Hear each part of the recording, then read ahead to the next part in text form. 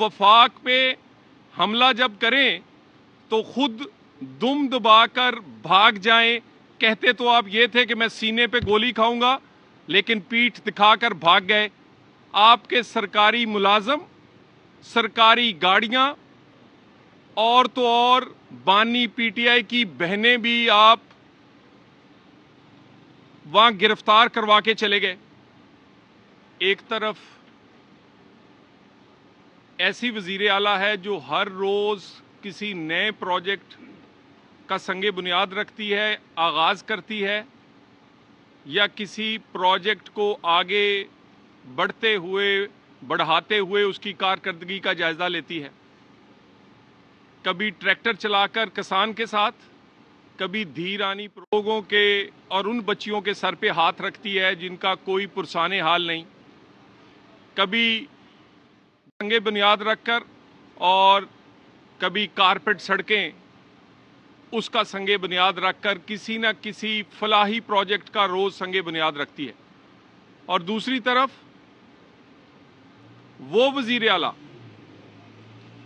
जो तब्दीली के नाम पर मुंतखब हुए और पिछले 8 महीने से कोई एक प्रोजेक्ट, कोई एक काम ऐसा जो किसी आम आदमी के लिए या केपीके के लोगों के लिए किया गया हो, नजर नहीं आएगा। कभी धमकी, कभी धौंस, कभी धरना, कभी जलसा, कभी तहरीक, रोज आप यही देखेंगे। केपीके के लोग दहशतगर्दी का शिकार है। केपीके के लोग सेहत की सहूलतें ना होने की वजह से बहुत ज्यादा पंजाब और कुछ इस्लामाबाद के हॉस्पिटलों में आने पर मजबूर हैं।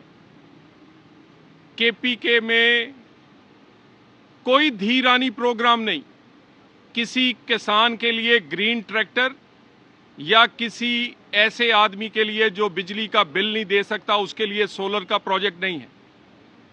और तो और जो सबसे अहम बात है कि जब आप वजीर आला बनते हैं तो ये आप हलफ देते हैं कि आप अपने सियासी और जाती मुफाद को अपने सरकारी काम में नहीं लेकर आएंगे। जो सहूलतें भी, वो सरकारी गाड़ी हो या सरकारी मुलाजमीन, वो वजीर आला का हुक्म इसलिए मानते हैं कि उन्होंने लोगों के फलाह का काम करना होता है। ये नहीं हो सकता कि आप अपनी उन सरकारी गाड़ियों और सरकारी मुलाजमों समेत वफाक पर हमलावर हों।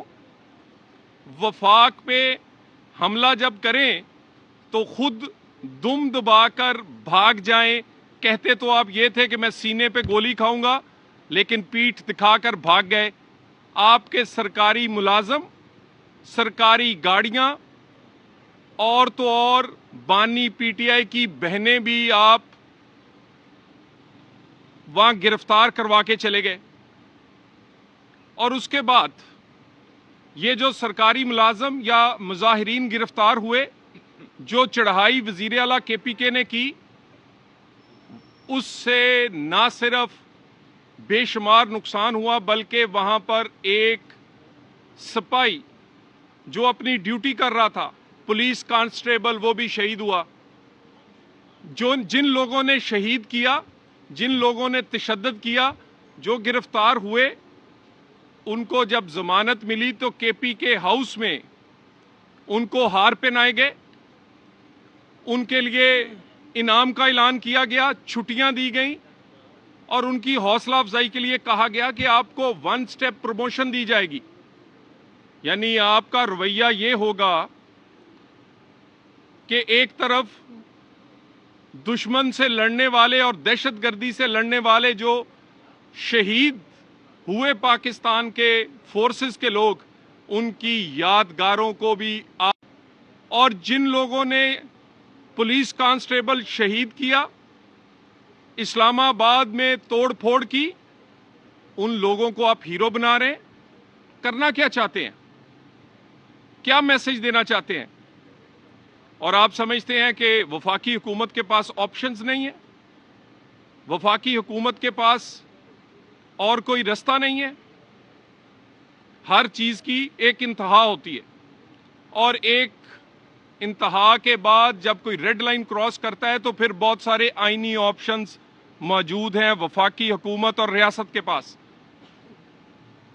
اور یہ دیکھ لیا ہے آپ نے، یہ میں پی ٹی آئی سے مخاطب ہوں، وہ آج اپنی شرمندگی، اپنی شکست اور اپنی ناکامی چھپانے کے لیے جو انہوں نے پچھلے 2.5 سال میں اس پاکستان میں کیا، انقلاب کے نام پر، سیاست کے نام پر، تبدیلی کے نام پر، آج اپنی شکست، ناکامی، شرمندگی مٹانے کے لیے کبھی اسے ڈیل کا نام دے رہے ہیں، کبھی کہتے ہیں کہ اب ٹرمپ آئے گا تو وہ ہماری جان چھڑائے گا.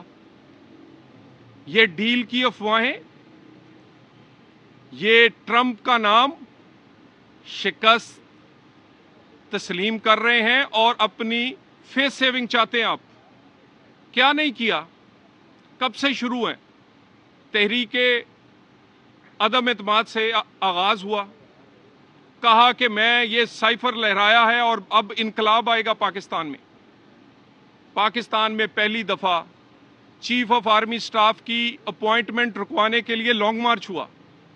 الحمدللہ اپوائنٹمنٹ طریقہ کار کے مطابق، آئین کے مطابق ہوئی. پھر کہا گیا اسمبلیاں توڑ رہا ہوں، اپنی مرضی کا الیکشن کرواؤں گا. الیکشن آپ کی مرضی سے نہیں، آئین کی مرضی سے اور مقررہ وقت پر ہوا. پھر آپ نے بغاوت کی کوشش کی 9 مئی، اس میں بھی ناکام ہوئے. اس کے بعد الیکشنز میں ناکام ہوئے. الیکشنز کے رزلٹ کو نہ تسلیم کر کے حکومت بننے سے روکنے میں ناکام ہوئے. ایس سی او کانفرنس کو روکنے کے لیے جو کچھ کیا اس میں ناکام ہوئے. 26ویں آئینی ترمیم کو کہتے تھے ریڈ لائن ہے. 26ویں آئینی ترمیم بھی ہوئی اور کہتے تھے فلاں چیف جسٹس نہیں ہوگا تو یہ ملک نہیں چلنے دیں گے. اور اگلے دن جب آئین کے تحت بنائے گئے چیف جسٹس صاحب کا حلف تھا تو وزیر اعلیٰ کے پی کے ابھی کرسیاں نہیں لگی تھیں ایوان صدر میں، 1.25 گھنٹہ پہلے آ کر ادھر انتظار کر رہے تھے. یہ آپ کا کریکٹر ہے. لوگوں کو آپ کہتے کچھ ہیں، کرتے کچھ ہیں. اتنی ناکامیوں کے بعد اب جب آپ کے اندر لاہوری گروپ کچھ کہہ رہا ہے، کے پی کے گروپ کچھ کہہ رہا ہے، بیوی کچھ کہہ رہی ہے، بہن کچھ کہہ رہی ہے. بہن چاہتی ہے میرا قبضہ ہو، بیوی چاہتی ہے میرا قبضہ رہنا چاہیے کیونکہ پھر کہیں باری آ جائے تو توشہ کھانا کھانے میں مزہ ہی بڑا ہے. اور بہن کہتی ہے بھی ہمارا بھی حصہ ہے. لاہوری گروپ کہتا ہے نہیں ہماری چلے گی.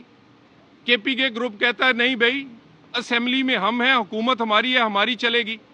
اپنی ٹوٹ پھوٹ کو، اپنی اس صورتحال کو چھپانے کے لیے کبھی کہتے ہیں ڈیل ہو گئی، کبھی کہتے ہیں ڈھیل ہمیں مل گئی، اور تو اور بے شرمی کی انتہا ہے. جن لوگوں نے گاڑیوں کے پیچھے لگایا ہوا تھا امریکہ کا نام لکھ کر کہ ہم کوئی غلام تو نہیں، اور اب اپنے منہ سے بار بار کہتے ہیں ٹرمپ جیتے گا تو وہ ہمیں نکالے گا، اور اب گاڑیوں پہ لکھوا لیں امریکہ ٹرمپ کی تصویر لگا لیں اور نیچے لکھ لیں کہ ہم ہی آپ کے غلام ہیں. لابنگ کرتے ہیں پاکستان کے خلاف، وہاں سے لابنگ کر کے لوگوں کے الیکشن فنڈز میں پیسے دے کے وہاں کے کانگریس مین سے خط لکھوا کے پاکستان کے خلاف تحریکیں چلاتے ہیں. کبھی آئی ایم ایف کو خط لکھتے ہیں. اور جب سب کچھ ناکام ہوا تو اب کہتے ہیں ہمیں امریکہ، جس کو کہتے تھے کہ اس نے حکومت گرائی ہے، اب کہتے ہیں وہ بچائے گا. میں ایک عرض کر دوں، پاکستان میں سیاسی استحکام بہت مشکل سے اچیو کیا گیا ہے. اس سیاسی استحکام کی وجہ سے معاشی بہترین چینج، دنیا کی بہترین اس وقت سٹاک ایکسچینج ہے. پاکستان میں روپیہ تکڑا اور ڈالر کمزور ہوا ہے. پاکستان میں غریب کے لیے سانس لینے کا اسے موقع ملا ہے. जो इन्फ्लेशन महंगाई है वो सिंगल डिजिट में आ गई है, 7% से भी नीचे, जो 40% के करीब थी।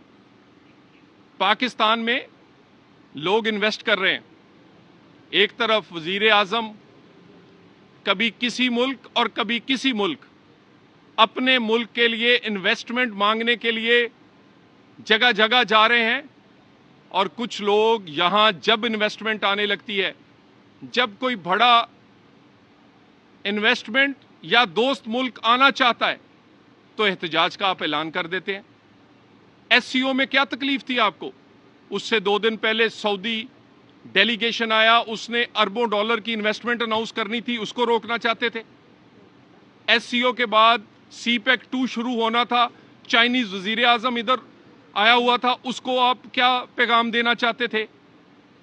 और ये जो सियासी इस्तेकाम है और पाकिस्तान की इकॉनमी, गरीब का चूल्हा चलना शुरू हुआ है, इसको रुकने नहीं देंगे।